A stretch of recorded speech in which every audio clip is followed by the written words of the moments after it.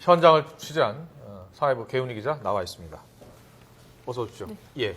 자, 이 기업, 이 유명 의류 기업 어디입니까? 공식 반응 나왔습니까? 예, 그 13개 패션 브랜드를 가지고 있는 패션 그룹 형지입니다. 큰 회사네요. 큰 회사네요. 네, 예. 그렇습니다. 이 보도가 나가자 이제 기업 회장이 직접 입장을 밝혔는데요. 앞으로 여기서 드러난 문제점들을 빠른 시일 안에 시정하겠다고 밝혔습니다. 네, 협력업체 고통 분담금을 강요를 했다고 하는데 이 고통 분담금이라는 게 뭡니까?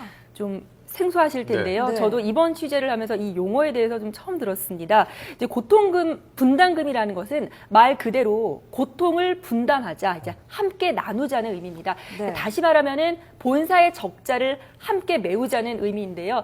이 협력업체인 하도급업체 입장에서는 도대체 이 본사의 적자를 내가 왜 내야 하는지 황당할 따름입니다. 네. 지난 2006년부터 시작돼서 간헐적으로 진행이 됐고 지금도 계속 진행이 되고 있습니다. 2006년부터 시작됐으면 벌써 몇 년입니까? 7년, 8년 된 건데요. 고통 분담금을 어떤 방식으로 상납을 했습니까? 이제 협력업체가 본사에 물품을 납품을 하면은 본사는 이제 물품에 대한 대금을 줘야 합니다. 당연히 줘야죠. 네, 예. 이때 그 적자 세금 계산서를 발행을 해서 이 대금의 1에서 2% 정도를 공제하는 방식입니다. 네. 때문에 이 업체마다 고통분담금 액수는 모두 다릅니다. 이제 본사와 거래가 많았으면 고통분담금 액수는 늘어나고 또 거래가 없거나 적으면은 또 적어질 수밖에 없습니다. 뭐 다른 업체에서도 이런 관행이 있을지 궁금하실 텐데요. 물론 이제 은밀하게 이루어질 수는 있겠지만 일단은 제가 만난 협력업체 여러 곳은 다른 업체에서는 이렇게 고통분담금을 강요한 적은 없었다고 말했습니다. 네, 그렇다면 이 형지그룹 이 고통분담금 상납 관행을 인정을 하고 있습니까? 이제 처음에는 금시초문이라고 했는데 이제 취재진이 이제 사실 확인을 계속 요구를 하고 이제 각서를 입수해서 이제 보여주니까 그제서야 말을 바꿨습니다. 이 기업 임원의 말을 직접 들어보시겠습니다. 네, 정말 고통 분담금은 들어보지도 않고 지휘보지도 않았습니다. 금시초문이신 예, 그렇습니다. 아무거나 주는 겁니다. 예. 기업 체계에서 그런 공정거래위원회 진실은 아니다. 일단 자기가 제소를 한다 하면 저도 사업하고 피곤하니까 내가 책임자는 그냥 말을 하려고 하는 겁니다. 이 기업은 이제 책임 소재가 명확하지 않은 이 반품 물량에 한해서 납품 대금을 지급하지 않은 것이 이제 협력업체들 입장에서는 고통 분담금으로 생각한 것 같다, 와전된 것 같다 이렇게 해명을 했습니다. 고통 분담금이 아니라 고통 강요금이에요. 그렇죠? 네. 거의 뭐 떠넘기기를 하고 있는 갑의 또 다른 횡포인데요. 그렇다고 볼 수 이 있습니다. 협력업체에 대해서 또 상품권 구입도 강요했나 보죠? 네, 통합 상품권이라는 것을 발행해서 이제 협력업체에 수백만 원, 수천만 원씩 강제로 사게 했다는 이런 의혹도 제기가 됐습니다. 또 새로 개점을 하거나 매출이 부진한 매장에 가서 이제 카드로 한 번에 이제 수천만 원씩 결제를 하게 했다는 건데요. 예. 이제 본사 구매팀이 직접 협력업체에 전화를 해서 매장 이름과 액수까지 하나하나 지정을 해줬다고 합니다. 협력업체 관계자의 말을 직접 들어보시죠. 보다가 제일 많은 업체 쭉 내려와요, 순서가.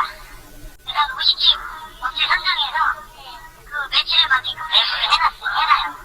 강매인데 도와달라는 식인 거죠. 이에 대해서 형지그룹은 이제 뭐 협력업체에 또 선물할 일이 있으면은 기왕이면은 우리 선물을 사서 좀 선물을 해라 이렇게 권유를 한 것뿐이지 강요는 아니라고 해명을 했습니다. 네, 아무래도 의류회사다 보면은 반품되는 옷들도 있을 네. 텐데 이 반품 처리 비용까지 떠넘겼다는 얘기가 있네요. 네, 그렇습니다. 일부 협력업체에서는 자신들의 잘못이 아닌 옷까지 이제 넘겼다는 건데요. 이제 네. 예를 들면은 소비자가 뭐 세탁을 잘못했거나 아니면은 바느질이 잘못된 옷도 원단 업체에 넘겼다고 합니다. 이런 식으로 부당하게 반품 처리 비용을 요구했다고 주장을 하고 있는데요.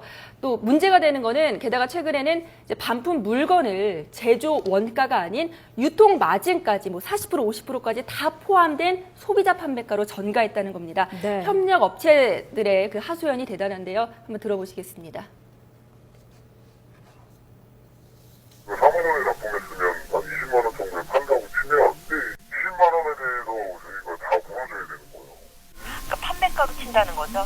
그렇게 되면 저희가 5천 원 마진 돈에다가 10배, 20배에 가까운 돈을 저희가 너무 심하잖아요. 그렇죠. 5만 원에 납품한 거를 네.